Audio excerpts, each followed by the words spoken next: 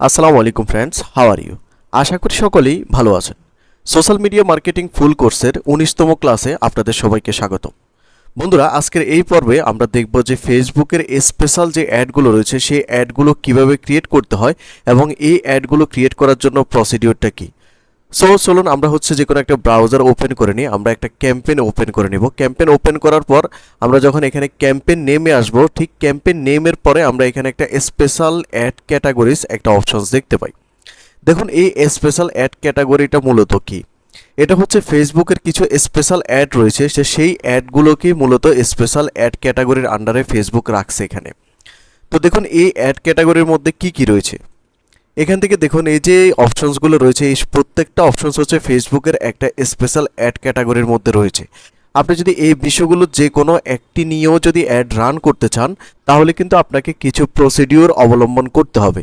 এই প্রসিডিওরগুলোর মধ্যে অন্যতম আপনার প্রোফাইলটা, অর্থাৎ আপনি আপনার যে ফেসবুক প্রোফাইলের আন্ডারে অ্যাডস অ্যাকাউন্ট এবং পিক্সেলস ক্রিয়েট করছেন, সেই ফেসবুক প্রোফাইলটা কিন্তু ভেরিফাইড থাকতে হবে। তো এখন এটা ভেরিফাইড আপনারা কিভাবে করবেন? এটা ভেরিফাইড করার জন্য আমরা প্রথমত এখান থেকে ফেসবুকে চলে আসব। ফেসবুকে আসার পর আমরা এখান থেকে আমাদের প্রোফাইল আইকনের উপর ক্লিক করব।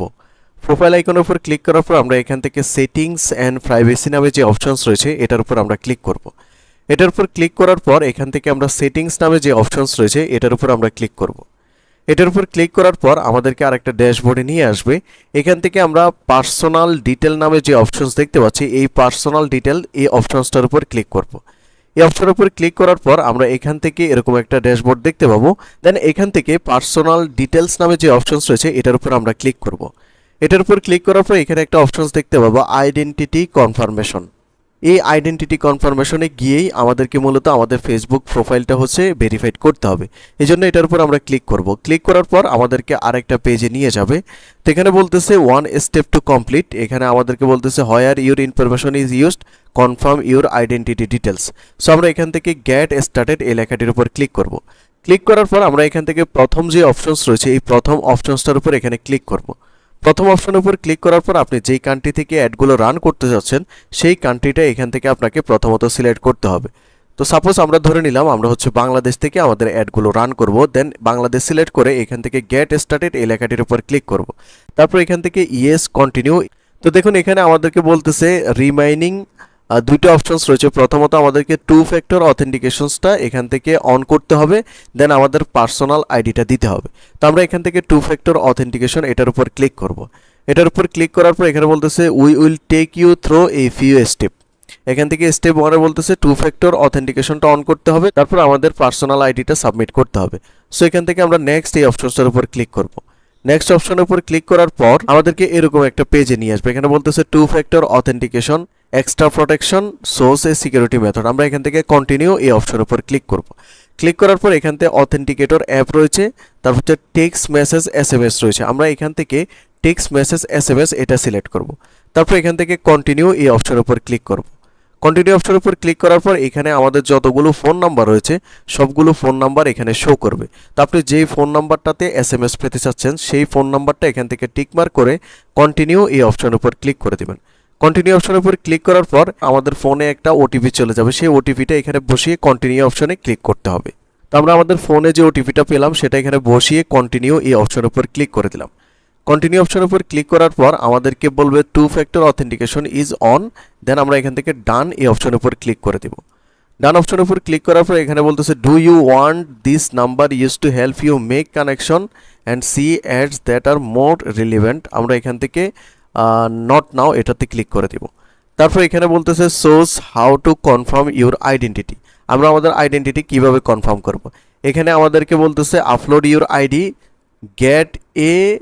Gate a from notarized. এই যে এখানে আইডি আপলোড দিতে বলতেছে, এখানে আপনি কি কি আইডি দিতে পারবেন। আপনি এখানে পাসপোর্ট দিতে পারবেন, ড্রাইভিং লাইসেন্স দিতে পারবেন, অথবা আপনি আপনার এনআইডি কার্ড দিতে পারবেন।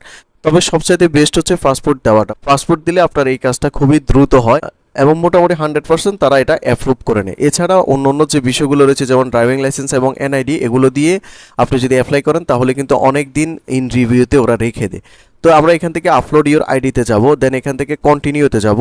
কন্টিনিউতে যাওয়ার পর এখান থেকে ব্রাউজ ফটোস এই লেখাটির উপর ক্লিক করব, দেন নেক্সটে ক্লিক করব। নেক্সটে ক্লিক করার পর আমরা এখান থেকে কোন ডকুমেন্টসটা দিতে যাচ্ছি সেটা এখান থেকে সিলেক্ট করতে হবে। সাপোজ আমি এখান থেকে ন্যাশনাল আইডি এটা দিতে যাচ্ছি, সো এটাকে সিলেক্ট করে নেক্সট এই অপশনের উপর ক্লিক করব। দেন এখান থেকে আপলোড এই অপশনসটার উপর ক্লিক করব। তারপর এখান থেকে আপনার ডকুমেন্টটা যেখানে রয়েছে সেই ডকুমেন্টটার ফোল্ডারে চলে যাবেন এবং সেই ডকুমেন্টটা এখানে হচ্ছে আপনি আপলোড করে দিবেন। তো আমি এখানে আমার ডকুমেন্টটা আপলোড করে দিলাম। তো দেখুন এখানে আপলোড করার পর আমাদেরকে বলতেছে your photo must be at least 1500 by 1000 in pixel size. তো অবশ্যই আপনি যে ইমেজটা এখানে আপলোড করবেন সেটার অবশ্যই 1500 বাই 1000 পিক্সেল সাইজ হতে হবে, তা না হলে কিন্তু তারা এখানে আপনার এই ইমেজটা নিচ্ছে না। এখন এই যে কাজটা আমরা করতেছি এই কাজটা কিন্তু আপনার যে সমস্ত বায়ার আপনার কাছে আসবে যারা হচ্ছে স্পেশাল অ্যাড ক্যাটাগরি নিয়ে একটা অ্যাড রান করতে চাইবে তাদের কিন্তু এই সমস্ত ডকুমেন্ট কিন্তু কনফার্ম করা থাকবে, তাই এগুলো আপনাকে নতুন করে করা নাও লাগতে পারে। এখন কিছু কিছু ক্লায়েন্ট যদি আপনার কাছে আসে এবং তাদের যদি আইডেন্টিফাই কনফার্মেশন যদি না থাকে তখন কিন্তু আপনাকে এই কাজটা করতে হবে, আদারওয়াইজ কিন্তু ম্যাক্সিমাম ক্লায়েন্টেরই এই সমস্ত ইনফরমেশনগুলো কিন্তু কনফার্ম থাকবে, তারপরেই তারা কিন্তু এই সমস্ত অ্যাডগুলো রান করতে আসবে। তো যাদের এগুলো কনফার্মেশন করা থাকবে তাদের ক্ষেত্রে আপনি শুধুমাত্র এখান থেকে কোন ক্যাটাগরির অ্যাডটা রান করবে সেটাকে সিলেক্ট করে আপনি হচ্ছে অ্যাজ ইউজুয়ালি অ্যাডটা রান করে দেবেন। আর যাদের হচ্ছে এইগুলো কনফার্মেশন করা নেই তাদের ক্ষেত্রে আপনাকে হচ্ছে এখান থেকে আইডেন্টিফাই কনফার্মেশন করতে হবে। আইডেন্টিফাই কনফার্মেশন করার পর যখন ফেসবুক এটাকে অ্যাপ্রুভ করবে তখনই কেবলমাত্র আপনি এখান থেকে স্পেশাল অ্যাড ক্যাটাগরিজের যে অ্যাডগুলো রয়েছে সেগুলো আপনি রান করতে পারবেন। তারপর এখান থেকে আমরা যদি একটু নেক্সট অপশনে যাই, এখান থেকে নেক্সট পেজ এটার উপর যদি ক্লিক করি, নেক্সট পেজে ক্লিক করার পর আমরা হচ্ছে এখান থেকে যে অ্যাড সেট রয়েছে সেই অ্যাড সেটে চলে আসব। অ্যাড সেটের এখানে আরেকটি বিষয় আপনাদেরকে দেখানোর বাকি ছিল, সেটা হচ্ছে ডিটেল টার্গেটিংয়ে। এখান থেকে আপনি যদি ডিটেল টার্গেটিংয়ে যান, ডিটেল টার্গেটিংয়ে যাওয়ার পর এখানে আপনি কিছু স্পেশাল ওয়েতে আপনি আপনার টার্গেটেড মানুষদেরকে এখান থেকে টার্গেট করতে পারবেন। সাপোজ আপনার যদি কোনো একটা প্রোডাক্ট থাকে যেটা হচ্ছে ক্লোদিং রিলেটেড, সাপোজ আপনার যদি থাকে যে ম্যান টি শার্ট, এটা হচ্ছে আপনার প্রোডাক্ট, আপনি এটা নিয়ে একটা অ্যাড রান করতে চাচ্ছেন বা আপনার ক্লায়েন্ট এটা নিয়ে অ্যাড রান করতে চাচ্ছে, তখন আপনি ডিরেক্টলি কি করবেন, এখান থেকে টি শার্ট, এখানে টি শার্ট লিখে টি শার্ট এফইআরএল এইভাবে যদি দেন তাহলে শুধুমাত্র বিভিন্ন জায়গাগুলোতে বা ফেসবুকের প্ল্যাটফর্মে বিভিন্ন জায়গায় যারা টি শার্ট রিলেটেড জিনিসে ইন্টারেস্টেড শুধুমাত্র তাদের সামনেই আপনার এই অ্যাডটা শো করাবে।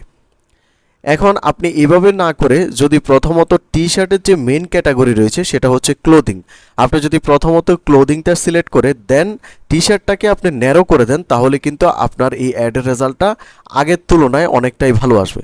সাপোজ এখানে আপনার কিওয়ার্ড হচ্ছে টি শার্ট, আপনি টি শার্ট নিয়ে একটা অ্যাড রান করবেন, সো আপনি প্রথমেই এখানে লিখবেন হচ্ছে ক্লোথিং, CLOTHING, ক্লোথিং এফইআরএল, ক্লোদিং এফইআরএল এখানে কিন্তু পেয়ে যাবেন ক্লোদিং এফইআরএল, এই যে দেখুন এটার উপর আপনারা ক্লিক করবেন।